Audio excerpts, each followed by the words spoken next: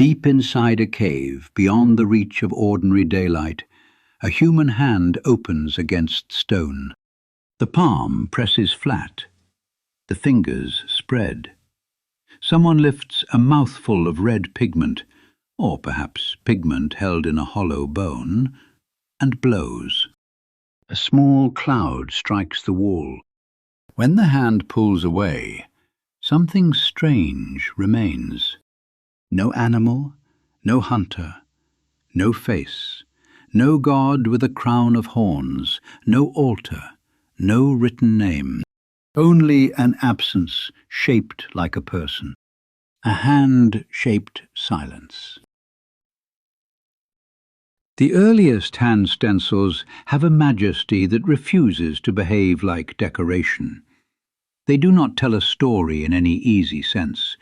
They do not explain who made them, what tribe they belonged to, which gods they feared, or which dead they mourned. They sit on the cave wall with a severe confidence, as if explanation would be rather vulgar.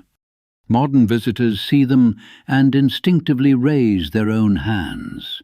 The gesture comes before interpretation. The body recognizes the body. A person who knows nothing about Paleolithic archaeology, pigment chemistry, or prehistoric ritual can still feel the shock of contact. Someone was here. Someone entered the dark. Someone touched the wall. Then he left a mark that was made by removing himself. That is the first wonder of the hand stencil. It is presence created through absence. The hand itself is gone, dust long ago, bone scattered, name vanished. Yet the outline remains. A ghost in red ochre. A signature made before signatures. A relic without a saint, though one suspects the cave would object to that distinction. This episode of the Grand Vision enters that hand-shaped darkness. We are looking at hand stencils, bodily presence, and the first human marks of sacred contact. The animal paintings of the caves show man approaching the living powers around him. The hand stencil shows something more intimate. It shows man placing himself within the sacred field. Before the carved idol, before the temple wall, before the icon, before the pilgrim touched a shrine polished by 1,000 knees and fingers, there was the palm against stone. There was breath. There was pigment. There was contact. A hand stencil may be the simplest sacred image ever made. That simplicity is deceptive. The hand is the instrument of making, hunting, blessing, warning, feeding, striking, caressing, burying, and prayer. It is the body's tool of contact with the world. To place the hand on the cave wall was to place human agency against the body of the earth. To surround that hand with pigment was to declare that contact had happened. No speech survives from that moment. No myth has been handed down to us. But the image still speaks in the old grammar of flesh and stone. Here is the human creature, standing at the edge of darkness, turning touch into image. Picture the cave first. The air cools as one moves inward. Sound changes. A footstep ceases to belong to the ordinary world and begins to wander through chambers. Stone swallows and returns it, slightly altered, as if the earth has repeated the noise in its sleep. The wall is uneven, damp in places. The surface curves, bulges, cracks, and withdraws. Under a flickering flame, stone is never perfectly still. A ridge becomes a shoulder, a hollow becomes a mouth. Mineral stains look like old blood. In that light, a cave wall does not resemble a blank canvas. It looks inhabited. This matters. The modern canvas waits politely. It lies flat, obedient, rectangular, and faintly smug, like a bureaucrat with better lighting. The cave wall resists. It has shape before the artist arrives. It has depth, texture, moisture, and shadow. The maker of the hand stencil does not impose an image onto emptiness.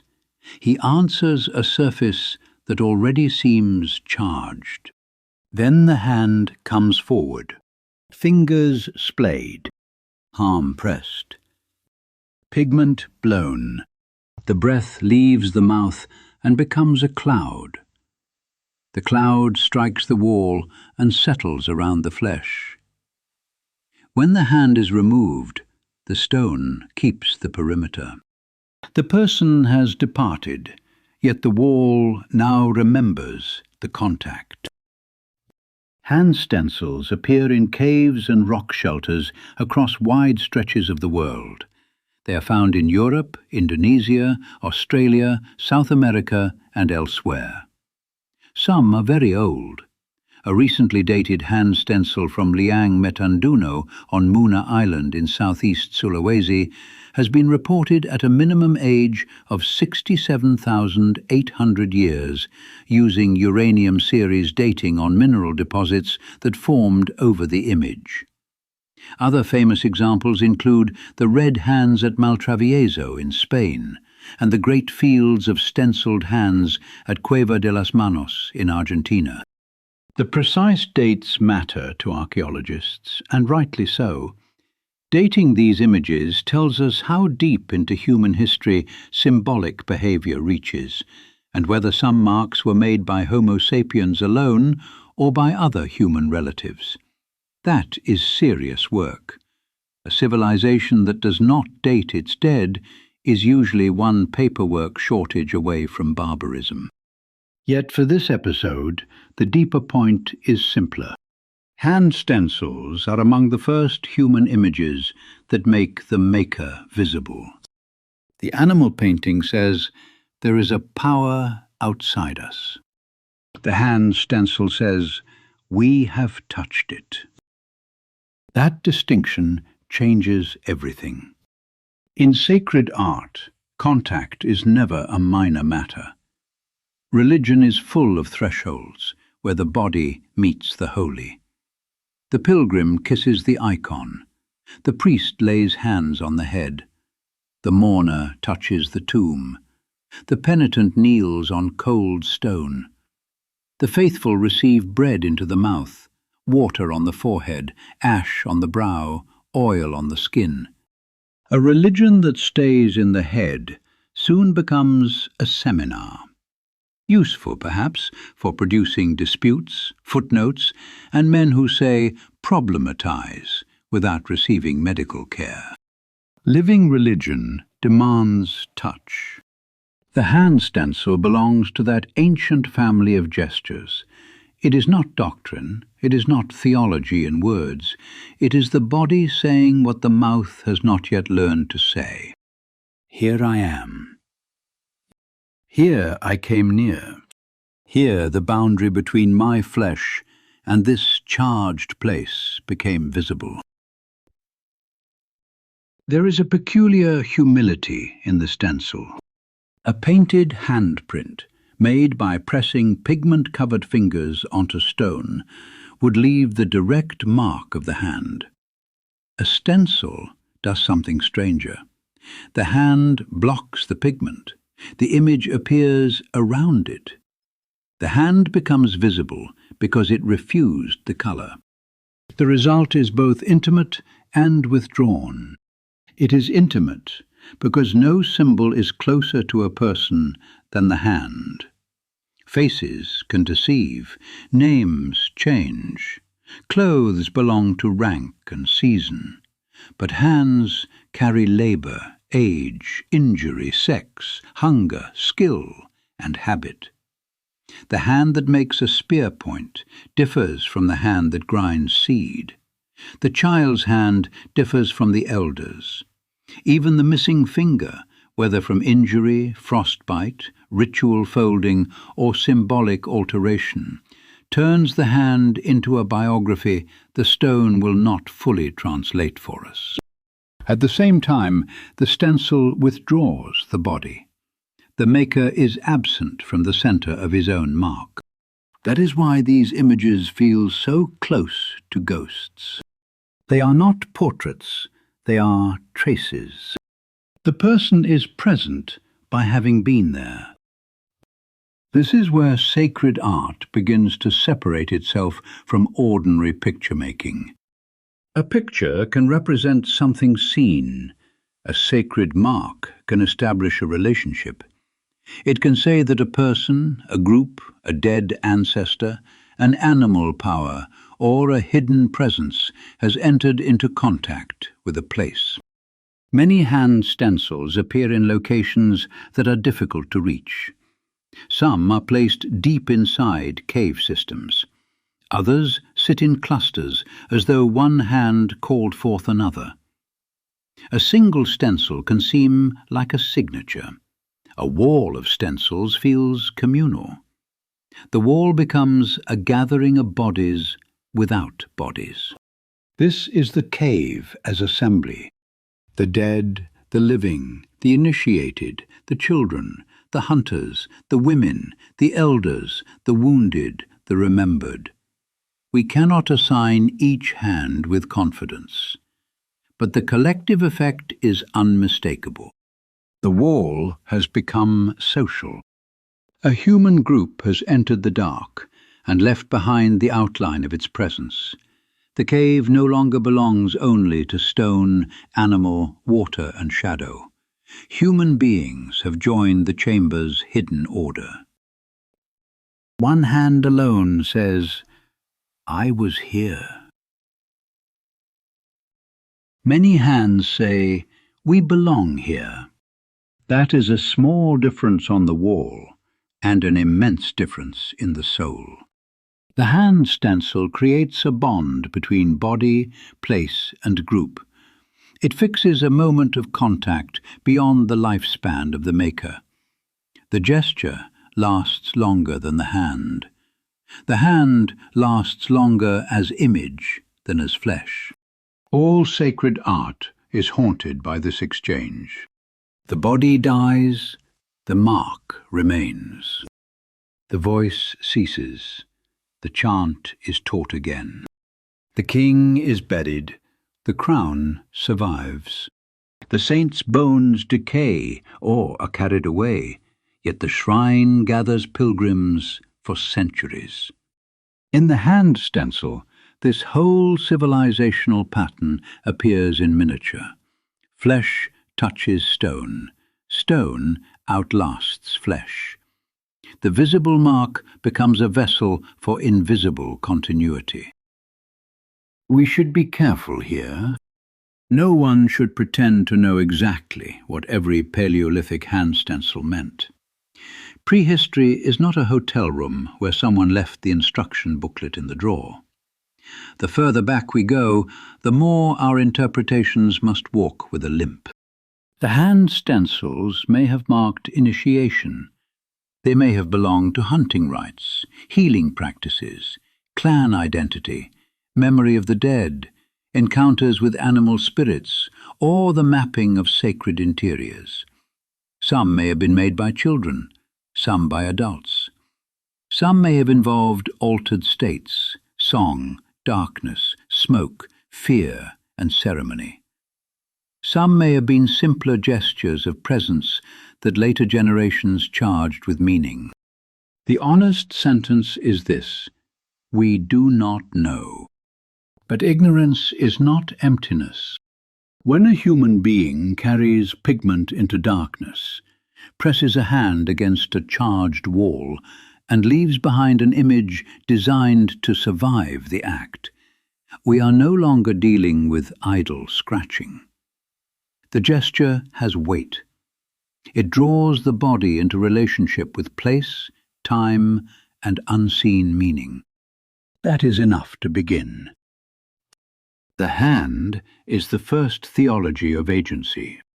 By the hand, man changes the world. The hand makes tools, carries fire, cuts meat, prepares hides, gathers plants, builds shelter, paints walls, and buries the dead. The hand is the sign that the human being does not merely inhabit nature as an animal among animals. He takes hold of nature. He shapes it. That shaping can be brutal. It can be tender. Usually it is both, which is why human history needs more confession than flattery. The hand stencil freezes the instrument of human making before it makes anything else. It is the maker marking the maker. In later sacred art, the divine hand becomes a central image. In ancient and medieval traditions, the hand can signify blessing, command, creation, judgment, covenant, or presence. A hand descending from heaven can stand for God without depicting the full divine form. A raised hand can bless. A wounded hand can redeem. A hand extended toward Adam can give life. The Paleolithic stencil is not yet any of those later meanings. It belongs to a world before those systems. Yet it prepares the imagination for them. Once the hand becomes image, action can become symbol. Touch can become rite. The body can become a visible sign of invisible order. Look again at the cave wall. The hand is surrounded by red. Red is the color that returns obsessively in early image making. It is earth pigment, ochre, mineral powder. It is also the color of blood. One must be cautious about leaping from color to doctrine, because red can mean many things, and archaeologists dislike careless symbolism for the same reason cats dislike baths. They may have a point. Even so, red pigment on stone carries a bodily force. It warms the cold wall. It gives the cave a pulse. Around the hand, it becomes an aura of flesh, life, wound, birth, kill, and offering. The stencil is made by breath. Pigment moves from body to wall through exhalation. That detail matters. Breath is one of the oldest signs of life. Across later religious traditions, breath becomes spirit, wind, soul, animation, the invisible force that turns matter into a living creature. Again, we must not force later theology backward onto prehistoric people. The cave is old enough without us stuffing it with footnotes wearing sandals. Yet the material act is striking. A human being places a hand on stone and breathes color around it. Flesh, breath, earth. Body, spirit, wall. Presence, absence, mark. The whole scene feels like the beginning of liturgy. Liturgy is ordered bodily action in relation to the sacred. That definition sounds plain, almost too plain, but it opens the cave. The maker of the hand stencil does something ordered. He enters a special place. He prepares material. He positions the body. He performs a gesture. He leaves a visible sign. The action may have been repeated by others. The repetition creates pattern. Pattern creates shared meaning. Shared meaning creates a world. That is how civilization begins to thicken. A sacred world is not made only by belief inside the skull. It is made by repeated gestures that train the body to inhabit reality differently. Kneeling teaches humility. Procession teaches hierarchy and movement toward a center. Fasting teaches desire to obey a higher order. Pilgrimage teaches that distance can become devotion.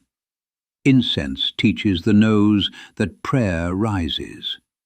Stained glass teaches the eye that light can be clothed. The hand stencil teaches contact.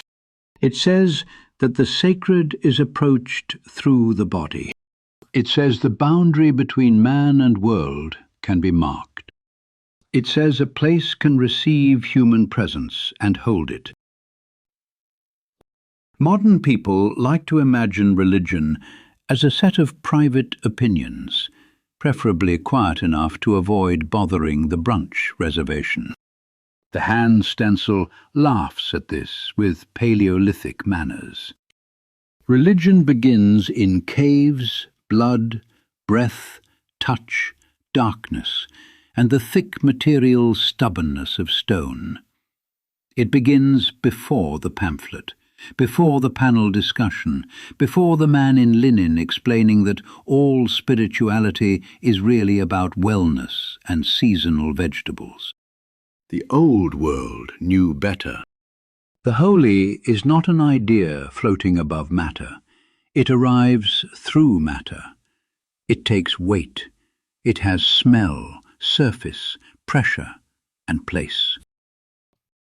This is why hand stencils matter for the history of sacred art. They reveal one of the deepest patterns in religious aesthetics. The invisible becomes credible when it leaves a mark. Human beings do not merely want to think about invisible powers. They want evidence of contact, a footprint, a relic, a scar, a garment, a stone, a shrine, a stain, a hand. The mark says the encounter did not vanish. A shrine works this way. Pilgrims arrive because something happened there.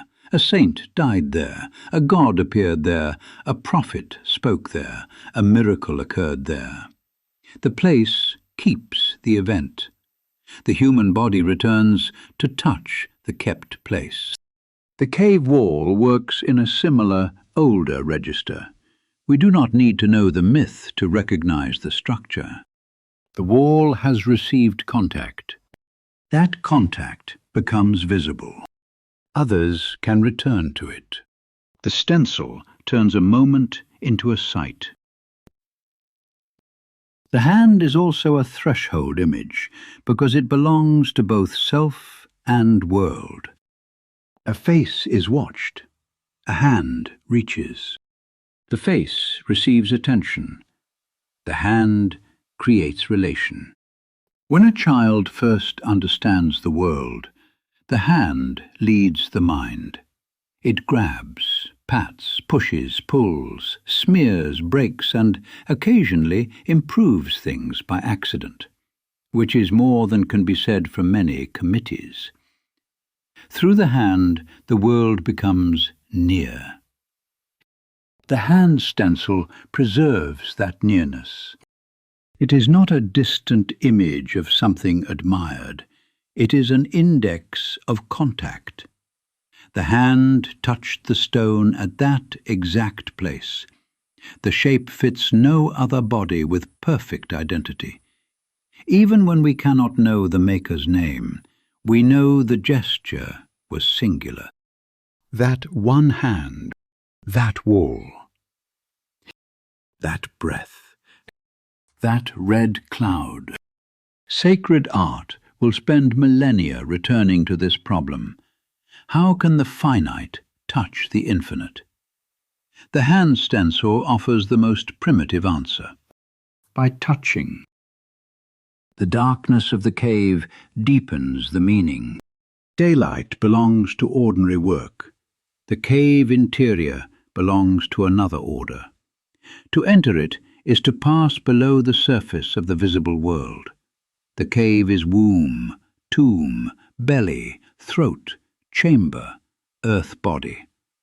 It is a place of concealment and return. Later religions will build artificial caves in many forms.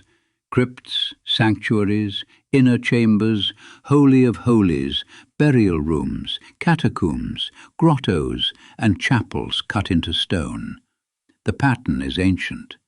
The sacred often draws man inward before sending him out changed. The hand on the cave wall belongs to that inward movement. It is a mark made away from the sun. The person who left it entered a zone where normal orientation weakened. Darkness reduces the world. Firelight remakes it. Sound becomes strange. The body becomes aware of breath, skin, heartbeat, and fear. In such a place, the act of touching the wall would not feel like touching an ordinary surface. It would feel like touching the inside of the world. That is the genius of the cave. It turns geology into mystery. Hand stencils also raise the question of identity. Were these marks personal names before writing? Were they group signs? Were they records of presence? Were they marks of initiation into adulthood, hunting, motherhood, death, or ritual knowledge? The answer may differ by place and period. It probably does. The same gesture can carry several meanings across thousands of years. A hand raised today can greet, swear an oath, halt traffic, bless a child, vote in a meeting, confess guilt, or ask permission to speak. The gesture is simple. The setting changes its meaning. The cave setting gives the stencil its sacred charge. A handprint on a kitchen wall is a nuisance. A hand stencil deep inside a cave is something else. Placement changes ontology. Even a modern museum understands this, though it often pretends otherwise. Put a broken chair on the sidewalk and it is trash. Put it under a spotlight with a label and suddenly everyone lowers their voice. The cave wall is not a museum wall. It is older and stranger. Still, the principle remains. A mark becomes meaningful through place, act, and attention. The hand stencil gathers all three. There is another possibility, tender and severe at once. Some of these hands may be the hands of the dead. Not literally, perhaps, but a hand stencil can serve memory. It can preserve the shape of someone who has vanished from the living group. To stand before the outline would be to stand before the one who touched the wall before you. This is how ancestors begin to inhabit places. They do not need portraits at first. They need traces. A grave mound, a bone, a tool, a red hand on stone. The dead become present through the things they touched. Later civilizations will make this logic grand. Tombs will rise, names will be carved, effigies will sleep in stone armor, icons will glow. Relics will be sealed beneath altars.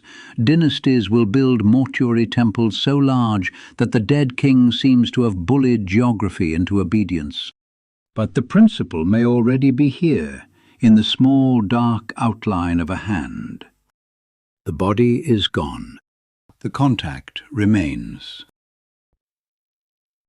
A wall of hands can feel like a choir without sound. Each stencil is silent, but together they gather pressure.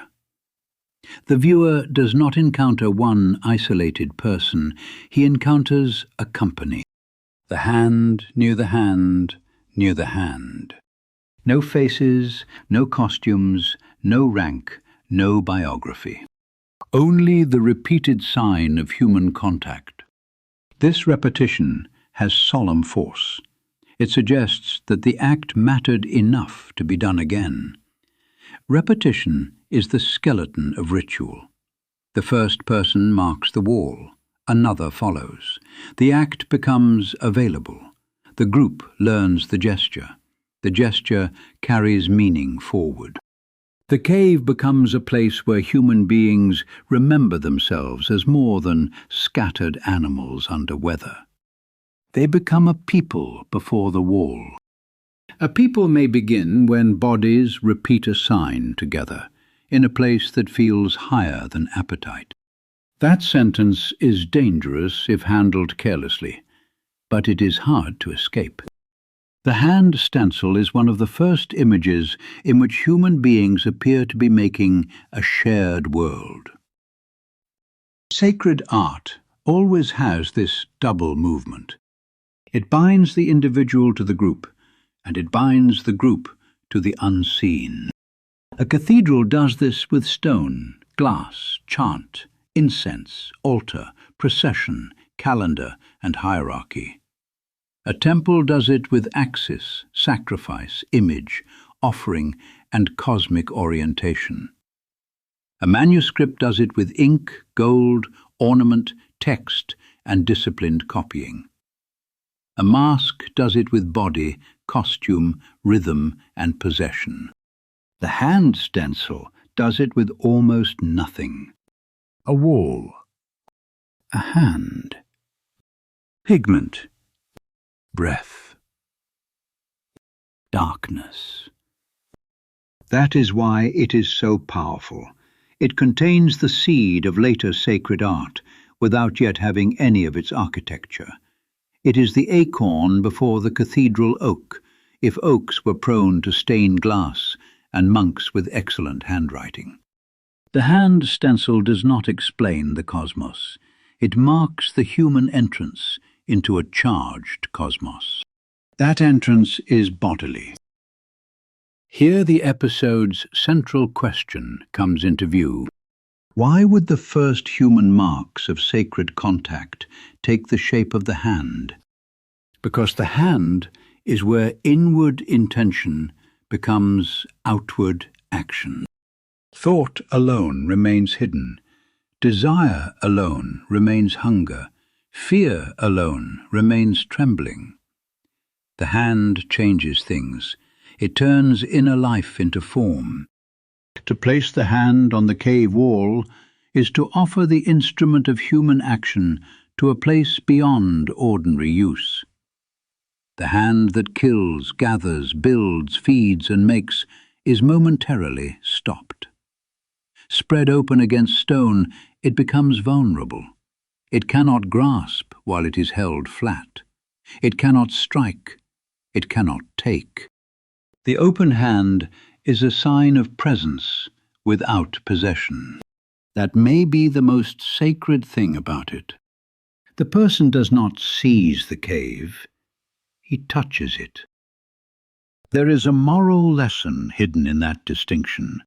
Modern man often treats the world as material waiting to be consumed, photographed, branded, managed, or turned into a deck with 6 quarterly targets.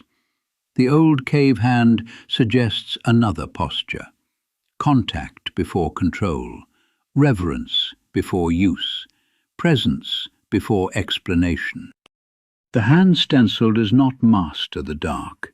It enters the dark and leaves a sign of relation. Sacred art begins when man stops treating the world as raw stuff and begins to treat it as charged presence. A tree becomes more than timber. A stone becomes more than weight. A cave becomes more than shelter. The wall becomes capable of receiving a human sign and holding it under the authority of mystery. That is not childish thinking. It is the beginning of culture. A world with no sacred contact becomes flat. It may still have images, but they become disposable. It may still have buildings, but they become storage for bodies. It may still have ceremonies, but they become scheduling with costumes. The hand in the cave reminds us that art begins when matter is approached as if it can answer. The afterlife of the hand stencil is enormous.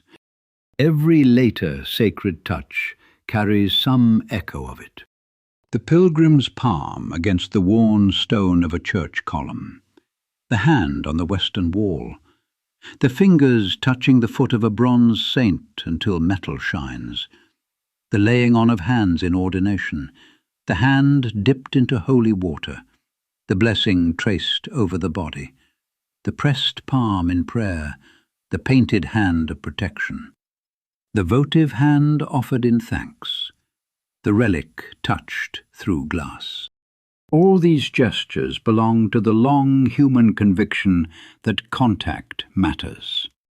The sacred is not only seen, it is approached. The hand remains the ambassador of the soul. There is a wonderful irony here. Museums preserve hand stencils behind barriers, climate systems, scholarly caution and signage. This is necessary. The old pigments are fragile. Human breath, moisture, oils and curiosity can destroy what time somehow spared. The modern visitor must not touch the ancient image of touch. That prohibition is correct. It is also rather funny. We preserve the first marks of contact by forbidding contact. Civilization is often a comedy performed by serious people with badges. Yet even behind barriers, the hand stencils still work. They still summon bodily recognition. The visitor looks, then looks at his own hand. The gap between millennia narrows. That ancient maker had no alphabet we can read, no portrait we can identify, no city we can enter, no prayer we can recite. But he had a hand. So do we. The stencil makes time porous. It does not collapse the distance between us and the Paleolithic maker. The distance remains vast. It should remain vast. False familiarity is one of the cheap sins of modern interpretation. Still, the image permits a narrow bridge. The bridge is the body. A hand from the deep past addresses the hand in the present. Across all the lost languages, vanished rites, broken lineages, extinct animals and buried fires, the body remembers its own form.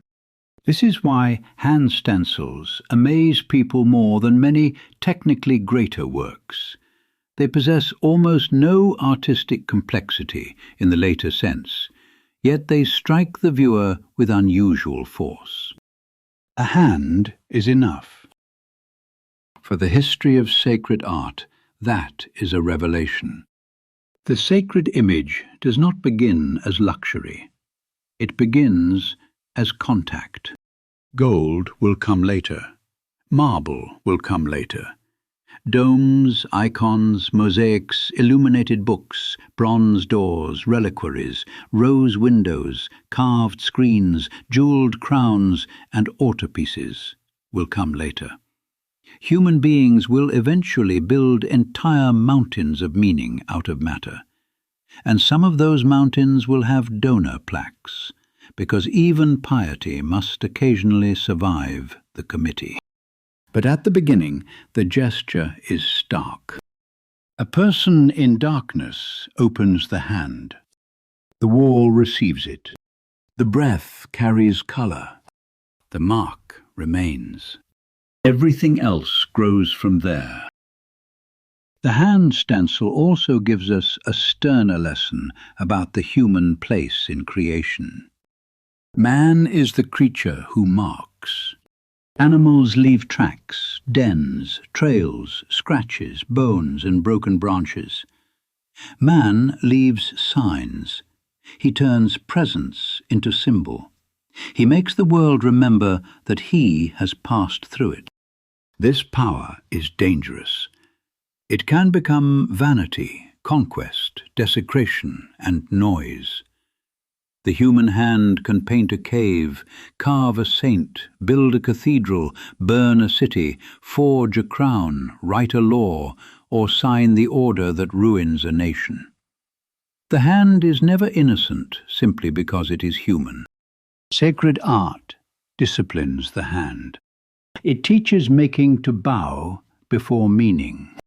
The cave stencil may be the first visible hint of that discipline. The hand does not merely grab the world, it opens before mystery.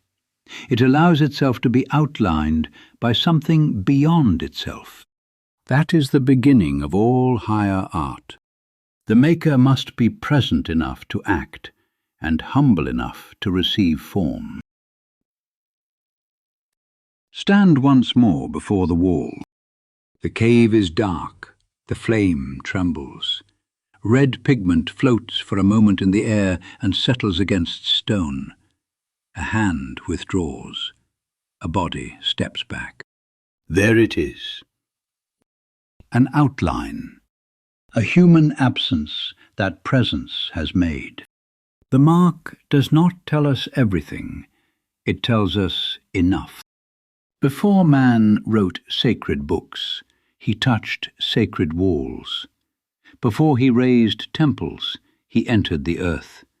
Before he carved gods, he marked the instrument by which he would carve them. Before the image became doctrine, the body became sign. The hand stencil is small, but it contains greatness in seed form. It says that art begins at the point of contact. It says that the invisible first becomes visible through the body.